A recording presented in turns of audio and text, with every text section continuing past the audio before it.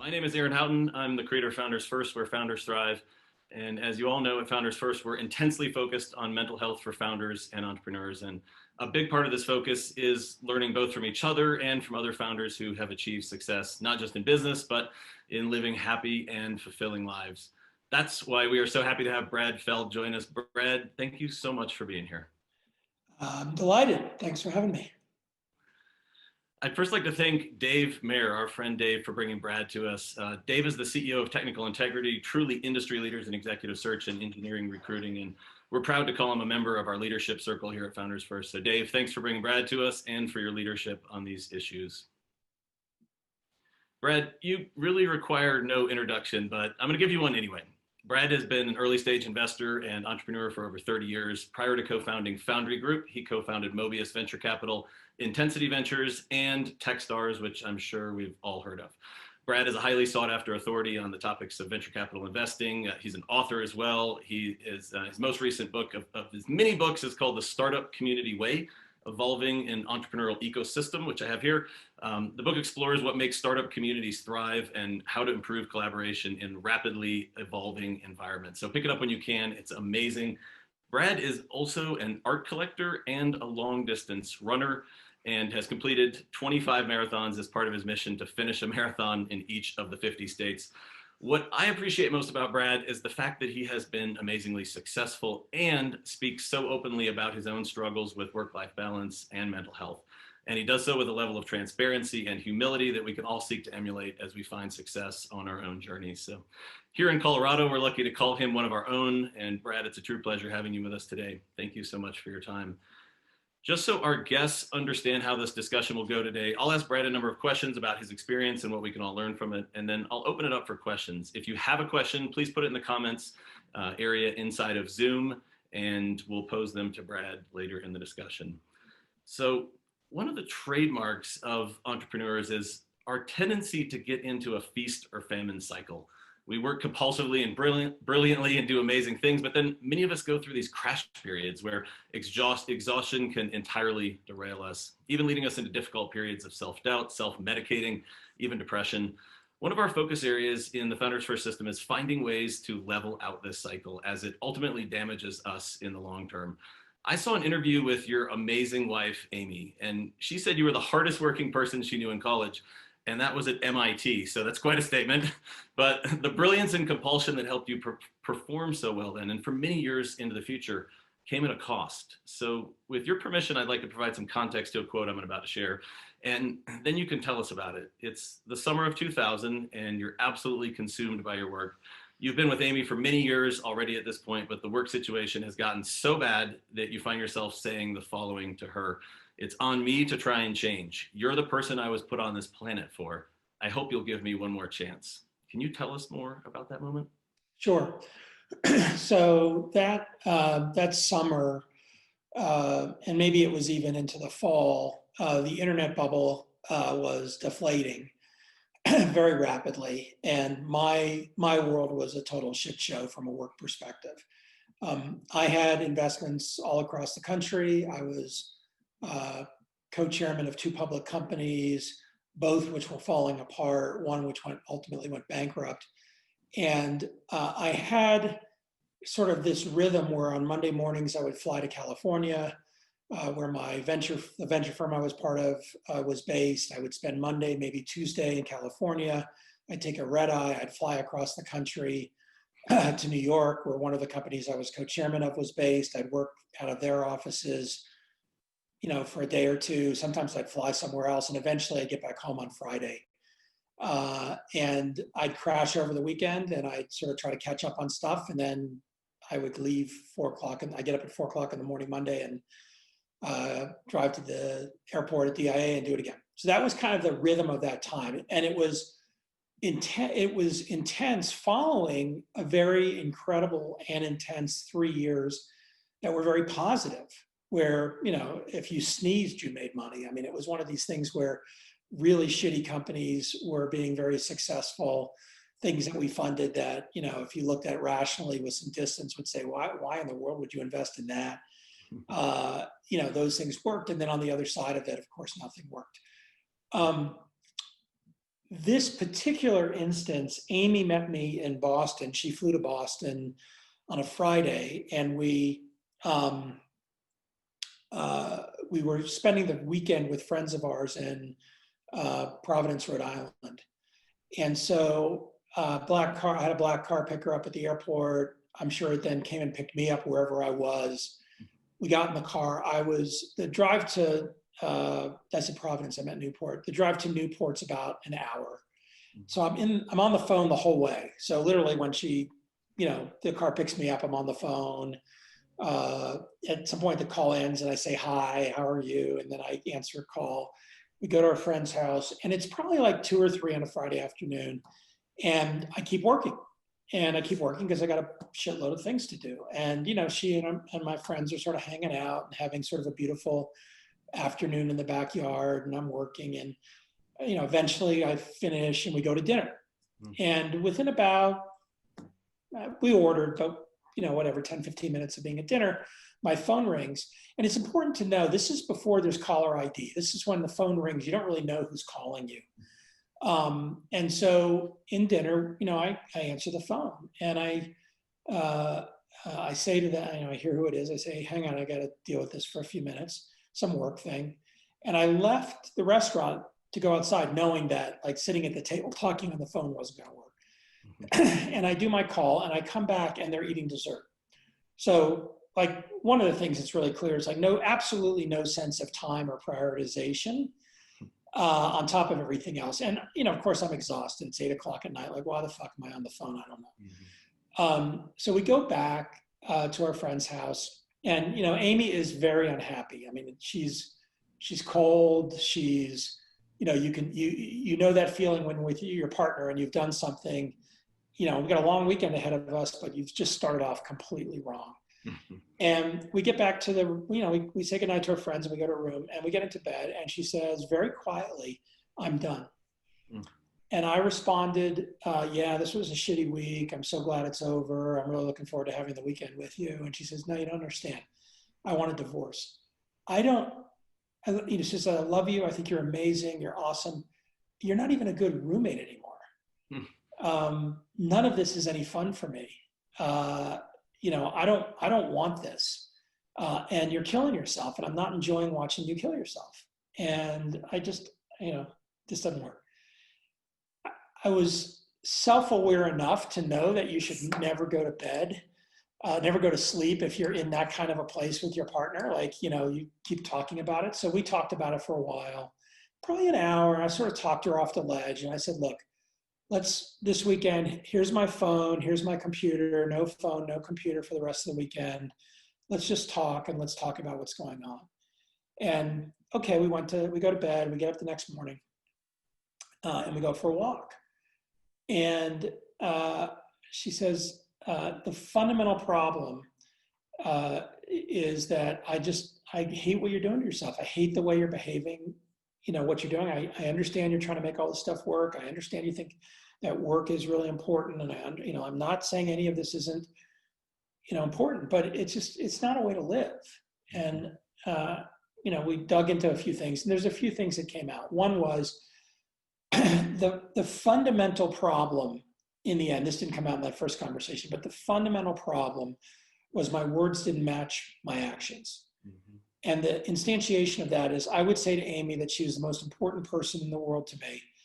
And we'd be talking or we'd be out to dinner, and my phone would ring, and I'd just pick it up. Again, no caller ID, and I was calling, just answer. Hey, hang on a second, right? Or I'd be 30 minutes late to everything we were doing together.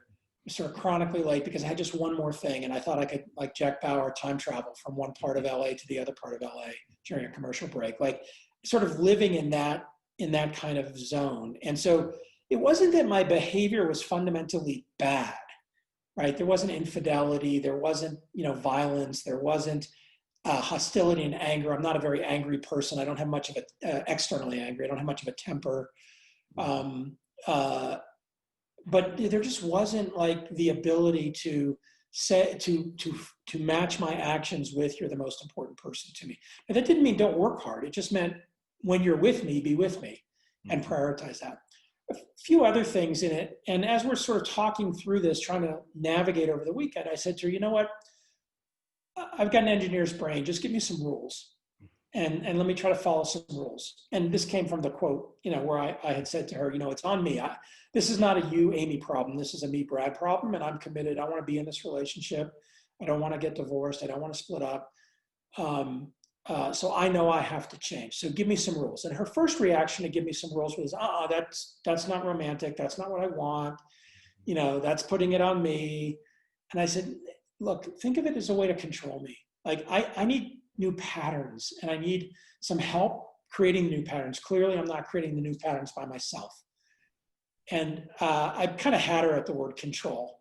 And she's like, okay, here's what I want you to do.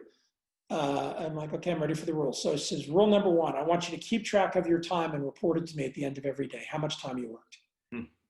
And I said, and the reason I said, is my first company, which was a software consulting company, we tracked our time in 5-minute increments. And I ran that business for 7 years. I had little time sheets and we would fill them out like lawyers did. And then somebody entered them to computer. I just hated it. And when we sold that company, I said, I'm never doing that again. I'm never keeping track of my time again. And I have, big red button in the middle of your forehead. For those of you with partners, like, what your partner's big red button is. And it triggers them. And she knew this was one of those things. And in some ways she was just testing, right? She was testing to see if I was serious. And I said, that sucks. I don't want to do that. And she's like, you told me I could make the rules. And so I did that for about a year. And, that was one of about 20 things that, we sort of did differently, including something we call life dinner, which is we go out on the first night of every month and do, if you know agile software development, we do a retrospective of the last month, and then we do sprint planning for the next month. And we have a gift exchange. It can be fancy or not as a starting point to market. It's not date night. We have plenty of dates. It's this very deliberate on the first day of the month time. And I'll end with this story. It came from, again, that weekend and talking. And she said, I want to spend really focused time with you. And I said, I want to spend really focused time with you. And she says, how about we have dinner the first night of every month? And I said, I don't know if I can commit to that. Travel, this, that, whatever. She says, you have a calendar, right? And knowing full well I used an online calendar. I said, yeah, I have a calendar. And she says, you can make appointments on that calendar, right? I'm like, yeah. And she says, you can make repeating appointments on that calendar, right? Yeah. She says, how about you make a repeating appointment on the calendar for the first day of every month from 6 to 8 p.m. that says life dinner -Amy, and you have it repeat forever. And like, you tell people, like, that's what you got on the first of every month. And sure enough, like maybe once a year or twice a year, I'd say to her, can we do it on the 3rd or can we do it on the 31st? Because I really have a thing I want to do on the 1st. I have a place I have to go. And as long as it was a week or two in advance notice and as long as it was deliberate, that was fine. Right. So again, words and actions. And that ended up, that was 20 years ago. And it's not perfect. I mean, we have lots of ups and downs. We have plenty of moments where, we get out of sync. But we have lots of tools now as a couple for working through it. And for me, it's been very powerful in my own behavioral change because it was the beginning. I was 35 in 2000. I'm about to turn 55. It was the beginning of a shift of prioritization for me, where I started to do a better job, not a great job, but a better job of prioritizing myself. And as I wander up to 55, it is one of my, I believe it is one of my big struggles, is continuing to prioritize myself in the context of things. And it's, we can go deeper if we want, but it's one of the things that as I've gotten older, in my context of my relationship with Amy, I feel like I've done a pretty good job in the context of prioritizing myself in our relationship against other things, but against the backdrop of so many other parts of life, especially with work, is still something that I struggle with pretty profoundly. Yeah, my brain went to kind of where you finished there, which was that your relationship with Amy and that tension kind of reminded me in some ways of my relationship with myself in early years of struggling as an entrepreneur, feeling anxiety, feeling depression. And I would have these I'd have these moments of awareness, like, like, oh my God, I can't sleep, or I'm going into a meeting and I'm like, I absolutely feel unprepared for this. Not because I technically wasn't prepared, but mentally I wasn't in a good place for it. And I would have these wake up moments where I'd say, I need to change something, something's off track. And then I would lose it and I would go back into working harder, working more hours. And gosh, it was at least a decade of that for me.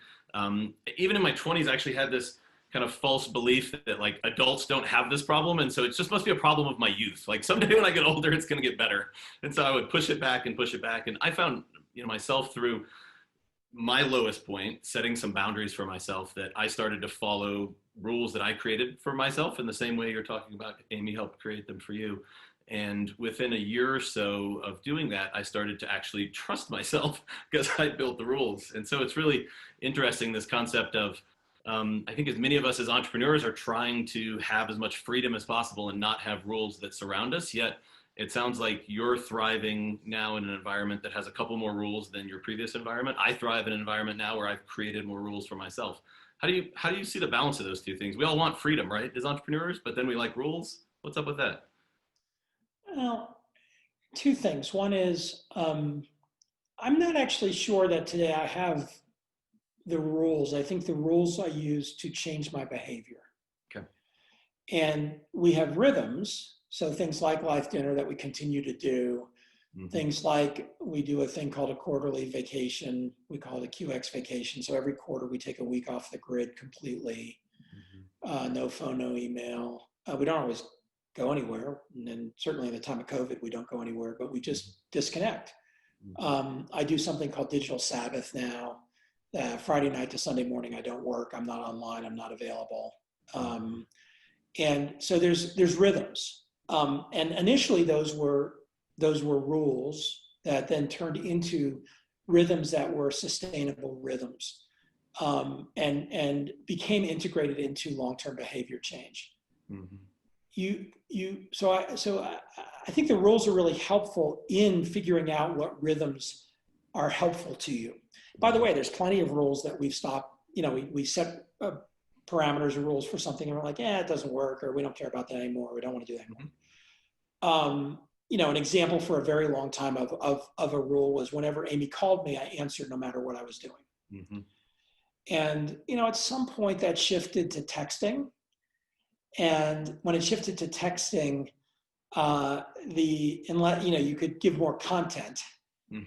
And unless it was, I need something right now, there wasn't the sense of you had to respond immediately. You could respond, whenever. But if there was a question, and literally just so you know, when you were talking, Amy texted me with a question, and I just responded while we were talking. So you adjust based on whatever the rhythms are that work for you. When we traveled, I'll give you an example of a new one that introduced. When I traveled for a long time, all the time. We would say good morning and we would say good night every day. So we used to try to get, whoever gets up last is the one that calls. And at some point we just said, fuck it, because she always gets time zones backwards. And so I said, just, you know what, whenever you wake up, call me. And if I'm asleep, that's good morning. And so, we sort of roll through those sorts of things, but, we're home all the time. So, we don't need to do that. But one of the rhythms that we introduced is we used to spend 4 minutes in the morning, just have a quick conversation, set the day, whether we're together or distant, that would be the good morning. Now we have a cup of coffee together and we might spend 15, 30 minutes because I don't have to travel anywhere. I don't have to commute, making that time intentional. You used a word that, and you used it twice, used it at the beginning too, that is a word I used to use for a long time. I don't use it anymore, which is balance. I don't think it's a helpful word. I'm not sure it's a hurtful word, but I don't think it's a helpful word. I prefer the word harmony. And the reason is that I have never had work and life in balance. They never are balanced, whatever the balance metaphor is. And of course, there's this endless, thing in entrepreneurship. You hear it all over and over again, that if you want to be a successful entrepreneur, you have to give up work-life balance. Maybe, but you don't have to give up work-life harmony. And harmony, especially like if you think about harmony and the notion of improv jazz. And improv jazz, if you listen to improv jazz live, it's kind of going along and it's beautiful. And then it gets a little out of sync. Somehow they get out of whatever. And then something changes and they get back in harmony. And that's how I think about it now, which is like more often than not, things are in harmony. Work and life. When they're out of harmony, there's usually some pretty aggressive signals. Sometimes the aggressive signal is an unhappy partner. Sometimes the aggressive signal is anxiety or depression. Sometimes it's exhaustion. Sometimes it's other things. And that it instantiates differently with every person. And you get to define what harmony means. Whereas I think it's harder to define what balance means, because balance does imply something very sort of formulaic. So I've tried to shift in my conversations with people, which is, like, this shit's hard, even just between when life is good and work is good, it's hard. All right, now let's toss some shit on top of that. How about a global pandemic? How about, complete readjustment of the way we have to interact with each other, because now we're living in little boxes on a screen all day long. How about fear of death, which we all have as humans, but now is more front and center for some of us. And how about the emotional response? If there are people on this call that have the emotional response I have, I'm very scared. I'll say it a different way. I'm very scared of the disease. My clinical diagnosis is obsessive compulsive disorder. I've learned how to manage my OCD, and I've learned how to separate my obsessive thoughts from my compulsive behaviors. But one of the things that most people that have OCD clinically is that they're germaphobes. They don't like dirt. They tend to be afraid of sickness and disease. And so, like, it's very front and center for me. So in the moment of that we're in here, it's a lot of stress for me to be with other people, rationally and irrationally. Right? So I'm aware that part of that anxiety is irrational, but that's what it is. And so for me, if I want to eliminate that anxiety, I just sit behind a screen and interact with people this way rather than get together with them in person. The only time I leave my house is to go run. And in Boulder, actually, we have a mile loop around our property. So I was just running circles around our property for a while. I'm in Aspen at our place now, and I run on the trails. And when I go back to Boulder, I'll probably run on the trails again, because I've gotten a little less crazy about the whole thing. But, I go for a run on the trail here. I passed 20 or 30 people. Actually, the first day I was in Aspen, I saw more people the first day in person than I had in the preceding 5 months cumulative. and mask compliance is about 50%. And I'm not going to make a judgment on what people think about mask compliance, but if you're a germaphobe, if you have OCD, if you're scared of the disease, you want everybody to wear a mask. And the level of anxiety, which then instantiated for me as anger at the people who weren't, and again, I said this earlier, I'm not an angry person. So it wasn't external anger. It's not like, you fucker, you should be wearing a mask. It wasn't that, right? But it was the internal anxiety and anger of, why isn't that person wearing a mask? Why isn't that, that person's wearing a mask, good. And sort of that, like, whatever your version of that is in this moment. You have kids and they're in your house all day long, and you badly want them to go back to school so that you don't have to deal with being a parent working and taking care of your kids all day, and your kids are doing, Zoom school that's shitty. And you have a teenager that's not getting time with, her friends or his friends. Like, that's a whole nother layer of things that you have to then, how does any of that, just coming back to balance, how do you ever get any of that shit in balance? You don't. But you can sort of figure out how to get it so it works well enough, even in the world where there's intense pressure. Yeah. So many of our members are serial entrepreneurs, and the fact that they're in Founders First System in our community probably means they've experienced moments when things went haywire. That moment I mentioned earlier when my stress and anxiety took over, was literally a moment on the floor where I was having a panic attack in my office, to the point that I couldn't move, I couldn't get up. I thought I was having a heart attack. I was 31 years old at the time, confused why I'm having a heart attack and not sure what was happening, because my kind of mind and body were shutting down. And this was actually a year after my most successful company was sold. So I had this like epiphany and kind of sad awareness in that moment that when I sold my company, I didn't sell my stress. That was still part of me. And it was a pattern that I had built. And the acquirers, lucky for them, didn't get that. I got to keep that part for myself. Um, so you had this moment, this epiphany moment. You and Amy decided it was time to right size. Work had taken over. And for your health and your marriage, there was no other option but to fix it. You talked about some of the steps. Just, I want to ask about how long did it take to detox from that previous lifestyle? Like you're an adult at this point, so, you know, some people said 10 years ago that our brains are fully formed by age 35. We now know with neuroplasticity research, we can change our patterns and how our brains are composed. So you were kind of in that mid 30s and you needed to make a huge change in your life. Does it take a week, a month, 10 years?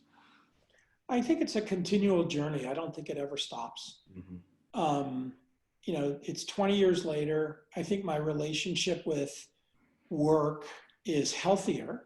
Mm-hmm. But if you come back to the thing I said a little bit ago, one of my foundational problems continues to be doing things for me versus doing things for others. Mm-hmm. You know, if you're around Techstars, you know the phrase "give first." Mm-hmm. The idea of putting energy into the system. You know, when Dave asked me to do this and, you know, we got connected, I didn't say, yeah, I'll do this if you pay me X. Mm-hmm. Or here's my requirement for doing this. I just said, sure, I'll do that. Mm-hmm. I don't have good, I'm not effective at creating the appropriate boundaries around that. Some people do things like this in search of something. Mm-hmm. Or I'd say anybody does this in search of something, right? You know, it could be money, it could be ego, it could be gratification, it could be positive feedback, it could be unburdening yourself, it could, like whatever. There's some fundamental dynamic that, you know, I would spend an hour with y'all. If you come back and say, well, what is that? I could give you an answer. It's not a very satisfying answer to me. It might be a satisfying answer to you. But when I actually look at it in myself, I say, you know, I'm not sure that I'm doing these things for me. Mm-hmm. And I had you know, we all create narratives about why we do things, and those narratives are long lasting, but there come a place, and for anybody here that's been doing something for a while, and then you realize that the narrative or your explanation, rationalization, or justification for it is wrong. Mm-hmm. You know, that's a heavy blow because you kind of now have to readjust how you think and approach it. So I think it's a lifelong journey.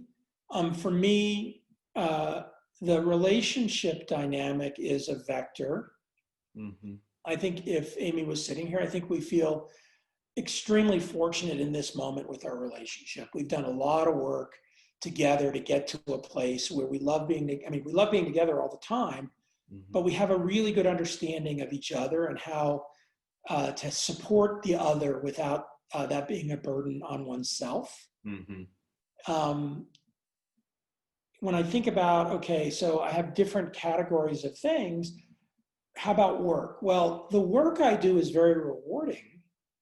And there are elements of the work, you know, that are very satisfying. And I have relationships in my work that are extremely positive. I have plenty of stuff that's fucked up and lots of stressors. But, you know, generally speaking, it's from any sort of external measure, it's very positive. Go a step deeper and now introduce me into that. It's the same work I've been doing for 25 years. I have friends saying to me today, what do you mean? You're an investor. You get to invest in all these different companies. Like everything's different, isn't it? Like, well, the companies are different, but the work's the same. And 25 years is a long time to do anything. Mm-hmm. And, you know, also in the context of that kind of a time frame, it's also very, very challenging to say, okay, well, I'm done. See ya. Mm-hmm. Right? So then you shift to the third category, which is for me. And that linkage is one that I think I will continue to have to work on for many years. Mm-hmm. And if you'd asked me 5 years ago, I might have said, I think I got that figured out. Mm-hmm. Right? So it's not that you end up in this, you know, if we search for meaning as humans, and especially as business people, entrepreneurs, or leaders, like you're searching for that thing that says this works. If I can just get this, and there is no if I can just get this. Mm-hmm. Because you get this, and then you're in a different context, and you got to deal with a different thing, and then you got different stressors, and then, again, let's come back to the fear of death and COVID and mortality. Like, independent of what your religious beliefs are, my view is, we are all on a path where the end of that path is death. Mm-hmm. And along that path, you start to think not, oh my gosh, I'm going to die tomorrow. But I did a call earlier today with a friend who's, I just found out is in the hospital, very sick. He's an older person. He's in his 80s, late 70s, early 80s. Have a lot of affection for. I haven't seen him in a while in person. We've had some interactions. His wife, who I'm also friends with, texted me saying, I know he'd love a call. And, her comment was his spirits are high, but his prognosis is bad. Mm. And that, it was 3 hours ago. And that was unexpected. That's part of our experience as humans. Mm-hmm. And every time you touch it, whether it's with a parent or a friend, or even somebody you don't know, but that is known, it's a reminder of the finiteness of the experience. Mm-hmm. And the idea that I don't think you ever get it right. You just keep trying things and learning things and having new experiences and having new successes and having new failures. Mm-hmm. And having lots of exogenous things, some that are wonderful, some that are awful. Mm-hmm. And, for most people on this call, I don't know everybody here, but for most people on this call, I think we're generally speaking, I'll speak for myself. I won't speak for the people on the call. I recognize that I'm very privileged. I've got lots of resources. Mm-hmm. I've got lots of freedom and degrees of freedom. And, in the context of being isolated to just myself, I can have a certain frame of reference. As I open up that frame of reference or the aperture more broadly to society as a whole, as the full aperture being open, mm-hmm. you see all kinds of inequities, all kinds of challenges, all kinds of things where it's motivating or interesting, whether it's in the context of your business, the context of your philanthropy, the context of just your being to try to improve things. Mm-hmm. But it is just a constant and endless journey. Mm-hmm. And I'll end with, the cliche, there is a big one, which is the journey is the reward. It's a hollow cliche. I mean, I've been on plenty of journeys that were not the fucking reward, right? I didn't want to be on that particular journey, even if I learned a lot from it and got through it. Yeah. But it's this sort of notion that this moment is the moment. And what's happened, you can't do anything about. And what's coming, you can't anticipate. And how you're doing in this moment is one that allows you to have constant adjustment, especially as a leader, especially as a founder, against what matters to you, because what's coming is going to be unpredictable. Mm-hmm. There's a kind of this context around teams keeping each other safe, kind of in the way that you and Amy do it. It made me think of, we had a Techstars company come through our program this spring that had several co-founders, and after talking about where they were personally, their health personally, where they struggled, where they felt like they'd been successful, they came out of our program with this understanding that really blew me away, which was that before thinking about this, they all three of them felt like they had to be on every day all the time. And there was, even between the three of them, there was really no ability to say, look, like today is not the day for me, or I need 2 days off because I'm not in a good place right now. Here's whether they shared what they were struggling with or not. And they came out of the program with this new understanding that they brought to me, and they said, our new plan going forward is that only one out of the three of us has to be great at any given time. And the other two of us can be totally screwed up. And it was this breath of fresh air. It was a breath of fresh air for me to even think about that could be a way we think about this across teams. We don't all have to be great all the time, especially among a co-founding team in a company. If it's okay, it's not just explicitly okay for one person to have a bad day, but in fact, they put the standard the other direction. Only one of them really has to be in a good place. Really, really powerful. I was listening to your Tim Ferriss interview, and you mentioned that something about I think you said there were 4 founders at Foundry Group, and that you had kind of an understanding or a pact as you were starting Foundry Group to be there for each other. That's not a normal business thing for a couple of co-founders to say to each other. I'm just curious about that. Where'd that come from? Well, it came from a lot of history. And I think you're touching on something that's really powerful, which is the idea of emotional safety. Mm-hmm. And in my relationship with Amy today, and we don't have children, so it's really just us, we both feel incredibly emotionally safe with each other. So it allows you to have a bad moment. It allows you to be having a difficult day. Part of emotional safety is learning and understanding the other people's reactions to stressors. So I know that when Amy gets upset with me, it usually means she's afraid of something for me. She's scared of something for me. I know when she's anxious, it's usually anticipatory of something that's coming that she's responsible for. And she doesn't get anxious very much, but it's like you start to learn these things. And having emotional safety with your partner or with your life partner or with your kids or with your parents or with your business partners is important. It's worth saying I don't have equivalent emotional safety with my parents. I have a very close relationship with my parents. My parents were very good parents, they're both still alive, and I have a deep affection for them. But I don't have the same level of emotional safety, which, if my mother heard this, she'd be like, well, what do I do that causes you not to feel that way? And I'm like, Mom, it's too much therapy. Like, don't, it's okay. Like we got to figure it out enough at this point. Yeah. And in a business context, I think emotional safety is critical. And so many business contexts don't have emotional safety. And it's true amongst founders. In addition, it's not a constant. You can't just say, okay, we're going to have emotional safety here. It is deep dependency on behavior over a long period of time.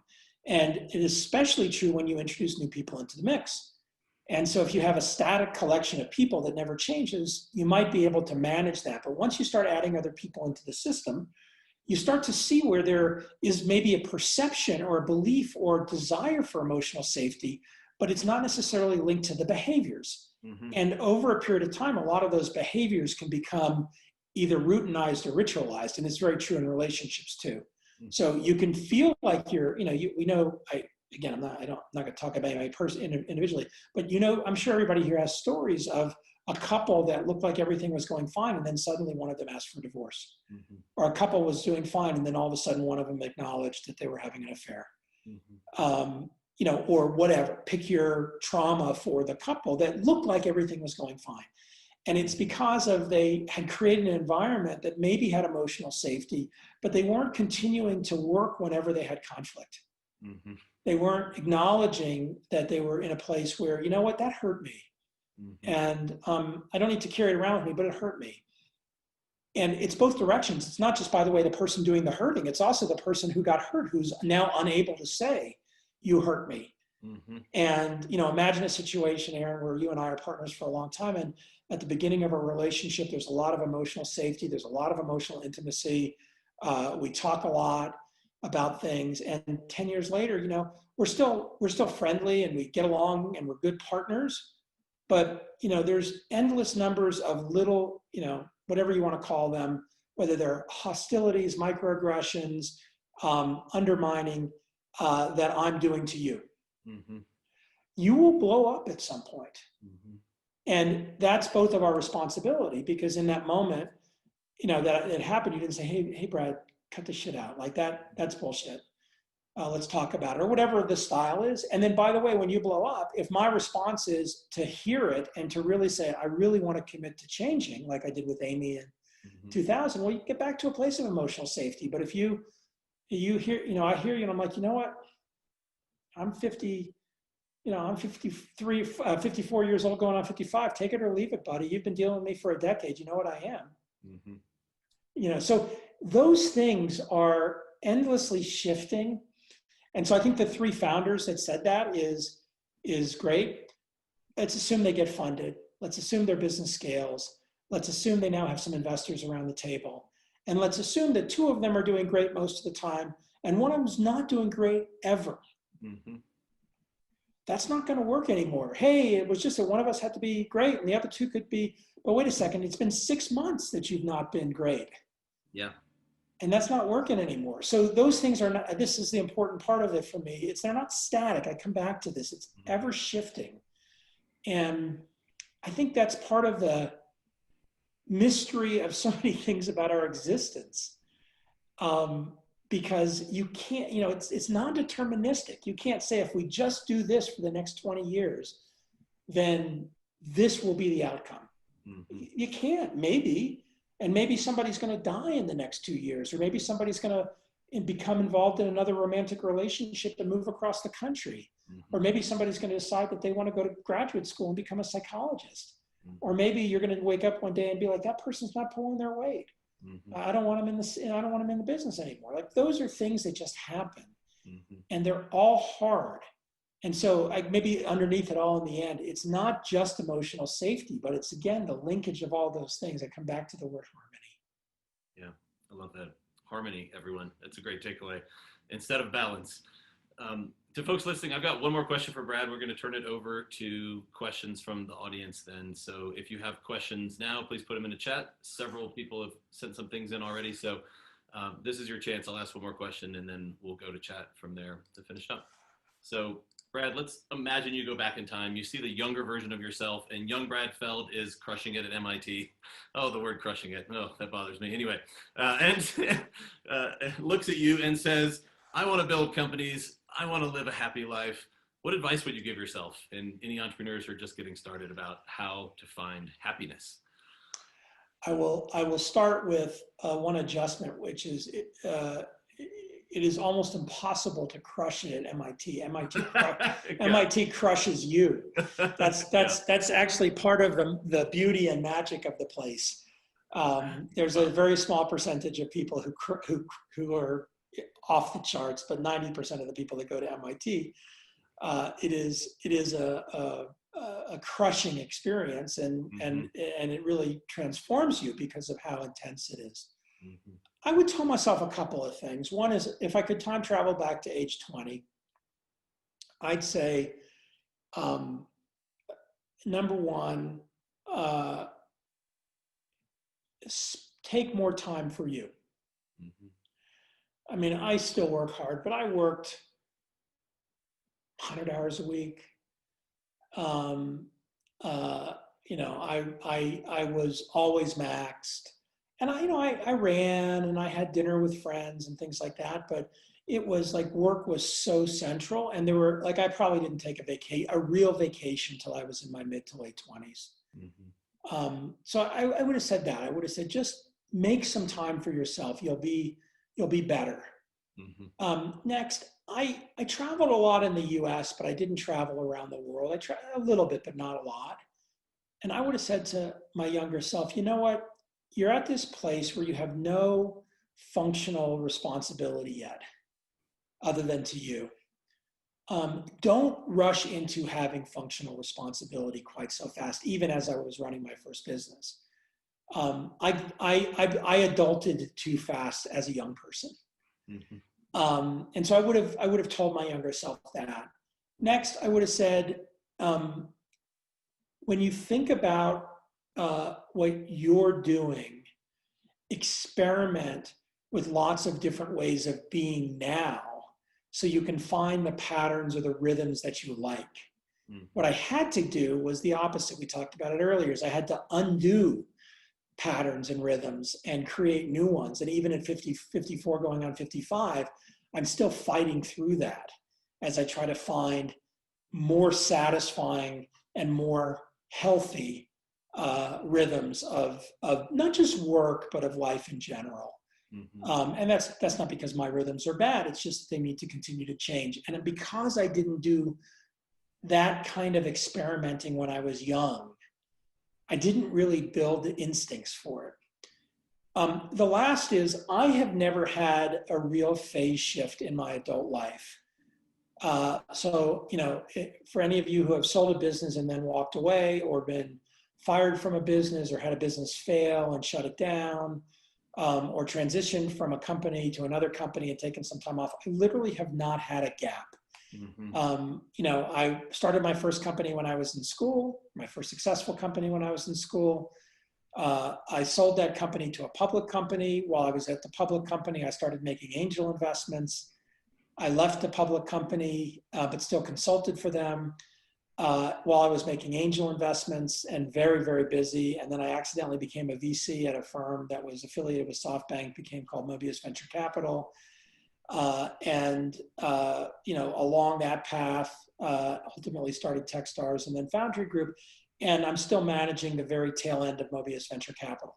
So I've never had a day where you wake up and you have no to-do list, Mm-hmm. right? I've never had, whether it's a month, 3 months, 6 months, or a year. I've taken a sabbatical, I've taken a month sabbatical, but I've never had I'm done with this, okay, next. Mm-hmm. And I would have told my younger self to find that and to do that and to let there be some transitions that gave me time and space to think and process. Mm-hmm. I love that. Great question here from Kevin. For entrepreneurs who've had anxiety and depression, how have you seen it impact their businesses? What interventions have you seen that make a difference in their businesses? Also, besides your book, Startup Life, why don't more entrepreneurs write about the impact startups have on their marriages or families? I'll start with the last one. I think most people are full of shit. And most people externally, and most people want to portray themselves, as the hero of the story. And it's especially true in many aspects of our world. And by the way, when I say most people are full of shit, I don't mean that people are bad and that they're full of shit. Most people are just not dealing with their own shit. And when people talk about their experiences, I think you can actually find a decent amount of this now on the web. And if you hunt around in Medium and for blogs, for sort of deeper writing, you'll find more of it today in 2020 than, there's almost none of it when I wrote with Amy Startup Life in 2013 or 14, which is one of the reasons we wrote the book. There was just none of it. And people would talk about failure, but they'd talk about failure of their business. They wouldn't talk about their own failure. Every now and then you get a public speaker that would be very good at sort of the hero, failure hero narrative, and you'd sort of hear that in the mix. But it was always that kind of a curve. And that's not the curve that most of us go through as humans. Most of us go through as humans, especially as founders, have some high highs and some low lows. It's very, and those high highs and those low lows impact you professionally and personally and continually. So, I think it's just because people are afraid. People are trying to create their own narrative. People internally, they're afraid to acknowledge what's going on. Externally, they're trying to portray themselves a certain way. Yeah. And I'll just go to mental health as a specific example. When I started talking publicly about my struggles with depression in 2013, I knew there was an enormous stigma around it, and I just didn't care anymore. In 1992 or 1 or whenever it was that I got depressed for the first time, I was terrified of talking to anybody. I felt incredible stigma and shame about being depressed, about seeing a psychiatrist, about taking medication. And my entire sort of professional world, if I had been open about that, the shame was overwhelming to me and the stigma was so profound. And I was really fortunate that I had a couple of people who I was able to talk to about this that I trusted other than my psychiatrist. By 2013, whatever. And part of the whatever was a couple of well-known entrepreneurs had committed suicide in the preceding 12 months. And I was blogging all the time, very publicly, about all aspects of my life. And Amy and I had just had this book come out. And my internal narrative was, if I don't talk about how I'm feeling right now, I'm full of shit. I'm more full of shit than everybody else. Everything's good, don't look over here. I'm in this deep clinical depression. And so I did it. And part of it, to this question specifically, is one of my goals, with the benefit of hindsight, is to eliminate the stigma associated with depression. I personally am very functional when I'm depressed. I can get my work done. I can't work 15 hours a day, but I have to use all my energy to get out of bed. I get out of bed in the morning. I finally get out, the virtual door now, but get out the door, and I can work intensely for 8 to 10 hours. And then I got nothing left, zero. I lay on the couch and stare at the ceiling. I don't even want to watch TV. I don't want to read a book. I don't want to eat dinner. I don't want to do anything. Mhm. And so I was able to, in a work context, when I'm depressed, compress all my energy to get through the work I've got to do. Uh, because I also know that I need to change a bunch of behaviors, but most of what I need to do is give myself more space. I've learned over time. Mhm. And a lot of tactical things in terms of my physiology. When you come back to like how it impacts businesses, it's all over the place and it's very situational. It's very person dependent, business dependent. And my advice for entrepreneurs who are depressed or who are anxious or who suffer from bipolar disorder or who have hypomania Mhm. or have borderline personality disorder, pick your thing. Doesn't matter. It literally doesn't matter. The entrepreneurs who learn how to navigate their way through it are the ones who commit to working on themselves. Mhm. And they learn how to navigate their way through it with other people, with work, with their personal life, and with themselves. Mhm. And that doesn't mean go to therapy. It's a much more profound thing, and it takes time. Um, and interestingly, you do have to pop up a level in those moments with your business if you haven't done that work, Mhm. because there's lots of situations where you might be able to be effective or you might not. A Mhm. lot of us self-medicate, whether it's with drugs or with alcohol or with bad behavior. A Mhm. lot of us interact with people in a way that's very hurtful as a way to deflect from ourselves. Mhm. And those things can be very destructive, not just to the other person and the people you're working with, not just to you, but to the business. Mhm. And so, like, kind of going, if people are struggling with anything and they come take anything away from this, it's when you're struggling, it's okay to struggle. Mhm. Kind of go deep and try to be deliberate against the backdrop of what your daily responsibilities are. Yeah. I see Jennifer's question. I like it a lot. How have you communicated your boundaries to your business partners? Yeah. I've had multiple instances. My first business, my business partner was a guy named Dave Joke, who's still one of my closest friends. And when I got depressed, when I was running my first company, I told him I was depressed. And he was very rattled by it at first. He didn't really know what to do with it. He's an engineer and has an engineer's brain like me. So there's a lot of, well, tell me more. How do you feel? What's going on? We're extremely close friends at that time. But we were co-founders. We had difficult moments. We had a restaurant, a Japanese restaurant called Nara, and that was around the corner from our office in Boston. Whenever we had a fight or whenever we had a disagreement, one of the two of us would say at the end of the day, let's go to Nara. And that was signal for we got conflict. Let's go solve our conflict over some beer and sushi. And, uh, as I talked through this with him, he said, well, what can I do? I said, I don't know. I don't know. Um, but just know. And if I'm doing things, that are hurtful or that are difficult or not being responsible or not being, just tell me.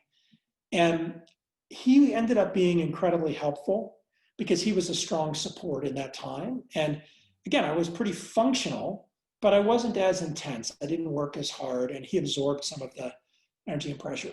In 2013, when I realized I was depressed, I had, I had moments of shorter depressive episodes with my partners at Foundry. I just told my partners, we had an offsite, and I said, I'm depressed. I've been depressed for an extended period of time, multiple times. Here's what's going on. Here's what's going to happen next. I have no idea how long it's going to happen.